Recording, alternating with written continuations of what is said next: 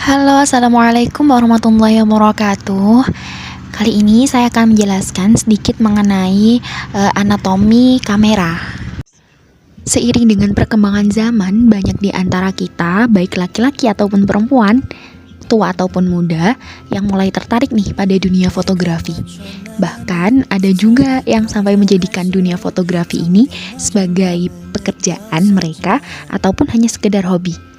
Nah, maka dari itu, kamera merupakan salah satu alat yang wajib dimiliki, khususnya untuk para pecinta fotografi. Nah, pasti kita sekarang bertanya-tanya, apa sih kamera itu? Kamera merupakan salah satu alat optik yang dapat merekam atau mengabadikan suatu momen dalam bentuk gambar ataupun video. Nah, sebelum menggunakannya, kita perlu tahu nih, apa sih anatomi kamera itu? Seperti namanya, anatomi kamera adalah bagian-bagian yang ada pada kamera. Nah, anatomi yang pertama pada kamera adalah viewfinder. Viewfinder merupakan jendela bidik tempat pemotret membidik objek, melihat pengaturan fokus dan mengatur sinkron. Yang kedua ada cermin. Cermin adalah alat pembelok kaca. Lantas yang ketiga ada lensa.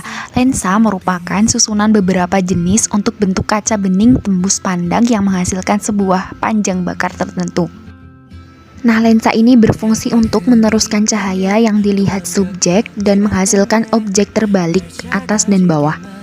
Yang keempat ada diafragma. Diafragma ini berfungsi untuk mengatur cahaya yang masuk ke dalam film. Sementara itu, cara kerja diafragma adalah semakin besar angka dari diafragma, semakin kecil bukaan diafragma, yang artinya semakin sedikit pula cahaya yang masuk. Selanjutnya, yang kelima ada rana atau shutter.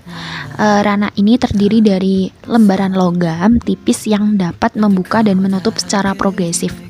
Rana dapat diatur dalam berbagai kecepatan untuk menentukan seberapa lama film diekspos. Yang keenam ada reflective light meter. Ini dipakai untuk menentukan bukaan pada diafragma dan lamanya rana harus menutup atau membuka. Biasanya lambang min apabila adanya kurang cahaya atau biasa disebut under.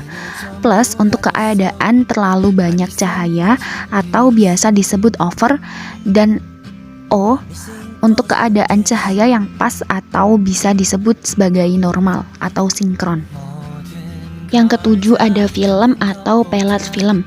Cahaya atau benda yang diterima oleh lensa akan diteruskan ke film dan membentuk bayangan nyata, terbalik, dan diperkecil. Yang kedelapan ada prisma. Prisma ini digunakan pada beberapa kamera SLR modern. Dalam kamera jenis ini, prisma digunakan untuk membelokkan cahaya sehingga dapat berputar mengelilingi bagian dalam kamera agar fotografer dapat melihat gambar aktual yang akan diambilnya melalui lensa kamera. Dan yang terakhir ada lensa cembung. Lensa ini terletak di bagian depan kamera. Lensa positif berfungsi mengatur agar cahaya yang masuk dapat diterima dengan baik oleh film. Nah, mungkin demikian video pembelajaran saya hari ini mengenai anatomi kamera. Semoga teman-teman dapat memahaminya ya. Tetap jaga kesehatan, stay happy and healthy. Wassalamualaikum warahmatullahi wabarakatuh.